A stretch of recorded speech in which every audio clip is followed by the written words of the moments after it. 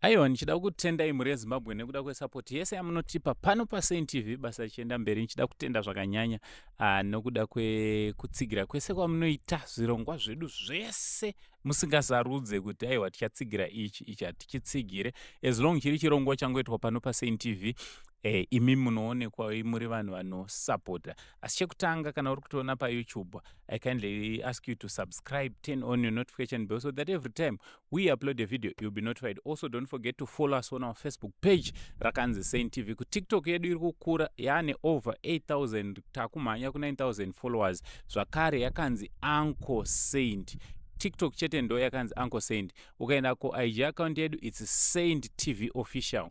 Ndichitoti murise vazukuru. Umwe anobva bhoikana kuti sei uchingotiti vazukuru. Aiwa, chingotigamuchirawo sechanzvadzi chamai vako chigotwe mumba namai venyu. Imi manditi ndangoti ndozokupai update yekuti zvizvi kuitika, nekuti imi ndimi varidzi vechannel inoyi. Munofana kuziva kuti chii chiri kutora nzvimbo, zvii zvinenge zvichitora zvichiitika pano pachannel yenyu.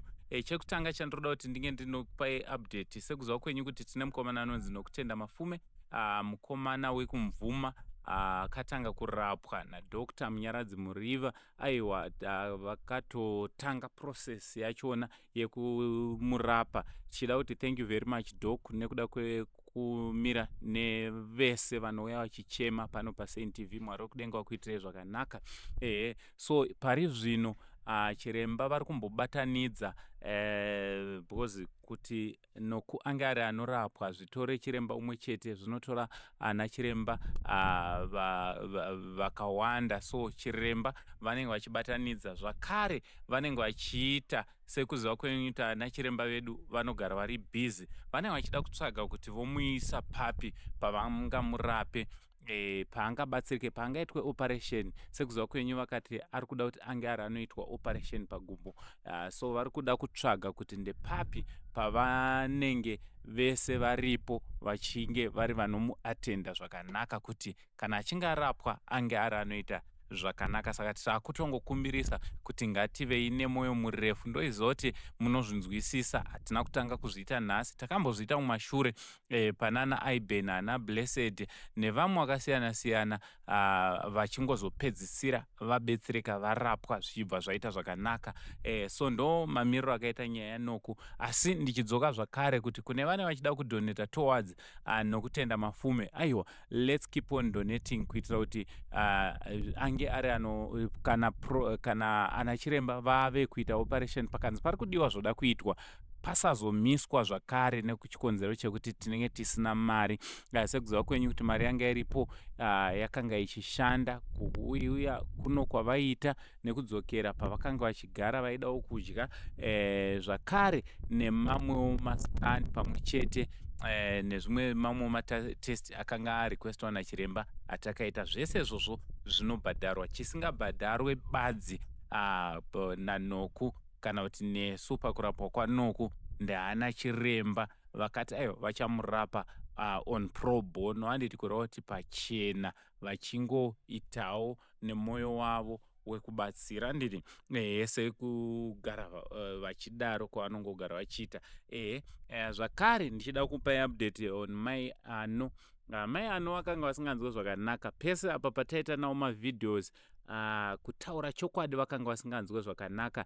Nezuro mai Zenda vakazovatora vakavadhiraivha vakaenda navo kwadokta wavo ivo havana kuendeswa nesu kuchipatara. Mai Zenda pamba pavanogara ndo vakaenda vakanobhadhara chiremba kuti mai Ano vange vari vanoonekwa kuti chiri kunetsa chii. Kutaura chokwadi zvakanga zvisina kumira mushe, nanhasi hazvina kumira mushe. Saka mai Ano anotoda kuti ini nemi tinge tiri tunoita mwoyo murefu sekubatsira kwatakatanga kutongomuita, tinge tiri tinoramba tichiita mwoyo murefu wekumira naye nekumubatsira. Mwana wedu kotomurasira ana, nditi hanzi ane benzi nderake, kutongodzana tinotopururudza. Hapana zvatingaite, ndiri kunonzwa nekunzwisisa kutsamwa kwedu. Asi kana tatotanga basa, Jehovha Mwari vatanga nesu, ngatiripedze pamwe chete naJehovha Mwari atigone kuramwa kana kurasa mwana uyu panzira. Mwana wandiri kutorewa, mwana wangu inini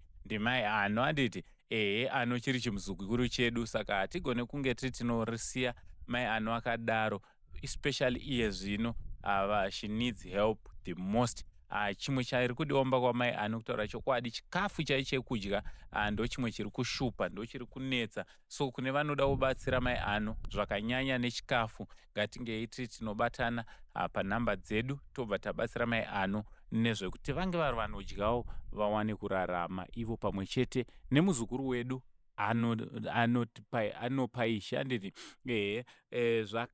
Zvakare ndichida kuzivisa kuti tichange tine maprograms akasiyana siyana akawanda pano paSaint TV. Aiwa, tiri kuzama kuda kugadzirisa quality yezvinhu zvedu, tiri kuzama kuda kugadzirisa zvakare kuti tikupei maprograms akawanda. Vanhu vakanga vachichema pamwe kuti anko munombojamba musingatipe maprograms. Aiwa, pari zvino tiri kutogadzira. Ndofunga takatombotaura tikati tiri kutsvaga mapresenters, tiri kutsvaga vekushanda navo. Ndinoda kutenda Mwari nekuti pari zvino vavepo vachange chibatana navo, muchange zenge makuona mamwe zvimwe zviso zvitsva pano paSaint TV nemama programs akasiyana siyana, Mwari wekudenga achitiitira zvakanaka. Aiwa, ndozvandati ndinge ndinouya nekukupaiwo update nekukuzivisai kuti chii chiri kuitika pano pachannel penyu, nekuti imimi ndimi Saint TV, imimi ndimi varidzi wemusha uno. So don't forget to subscribe, don't forget kushare nevamwe, kurudzirai vamwe kunge vari vanosubscribe nekufollow our Facebook page. Ndozvandati ndiuye nazvo pazuva ranhasi. From Uncle Saint, the only Zimbabwean uncle. Ndini ndega sekuru wevese vari muZimbabwe vamuri kuona kubva kune mukuru wenyika inoi aiwa kusvika pane wekupedzisira. For now ndichiti it's much love and God bless you.